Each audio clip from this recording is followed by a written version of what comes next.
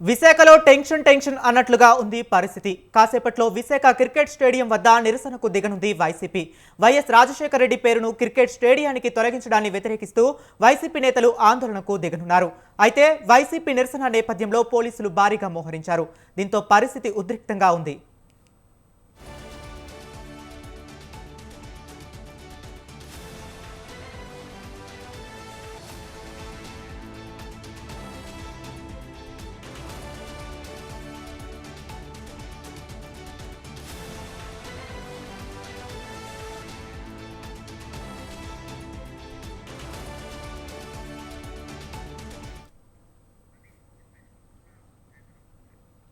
దీనిపైన మరింత సమాచారం ప్రదీప్ అందిస్తారు.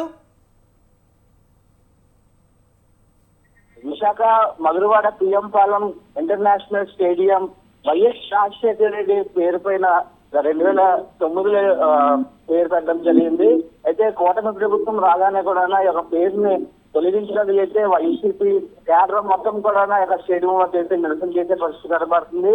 అయితే ఏసీఏ ఏడీసీఏ అనే ఒక పేరుతో అయితే మొత్తం అంతా స్టేడియం పేరును మార్చే పరిస్థితి కనబడుతుంది. అయితే ఇప్పటికే మాజీ మంత్రి గుడివాడ అమర్నాథ్ తో పాటు ఆ యొక్క వైసీపీ క్యాడర్ అంతా కూడా స్టేడియం వద్ద చేరుకునే పరిస్థితి కనబడుతుంది. అయితే దివంగత వైఎస్ రాజశేఖర రెడ్డి పేరును గతంలో 2009లో ఏసీఏ ఎవరైతే స్టేడియం ప్రెసిడెంట్ ఉన్నారో ప్రెసిడెంట్ అయితే పేరు పెట్టడం జరిగింది.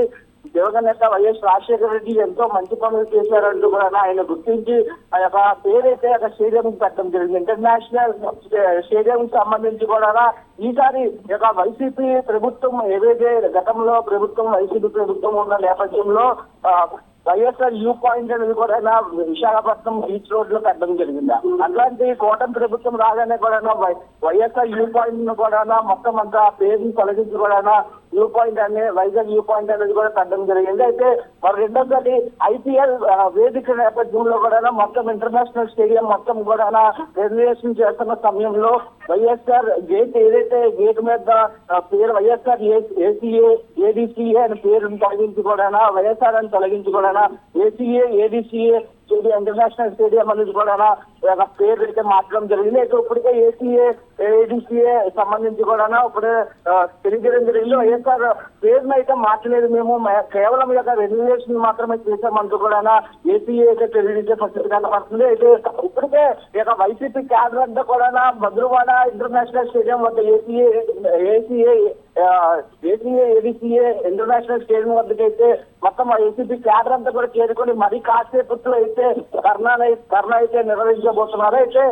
విషయంలో అయితే నిరసన కార్యక్రమం అయితే భారీ ఎత్తున వైసీపీ క్యాడర్ మొత్తం కూడా ఇంటర్నేషనల్ స్టేడియం వద్ద తెలిసే పరిస్థితి కనబడుతుంది. అయితే ఇప్పటికే మరి కొద్ది రోజుల్లో ఐపీఎల్ మ్యాచ్ కి వేదిక అవుతున్న ఇంటర్నేషనల్ స్టేడియం వద్ద ఈ రోజు ఇంత ధర్నా కారణం కూడా కేవలం కూటమి ప్రభుత్వం అంటూ కూడా వైసీపీ క్యాడర్ అయితే తెలియజేసే పరిస్థితి కనబడుతుంది.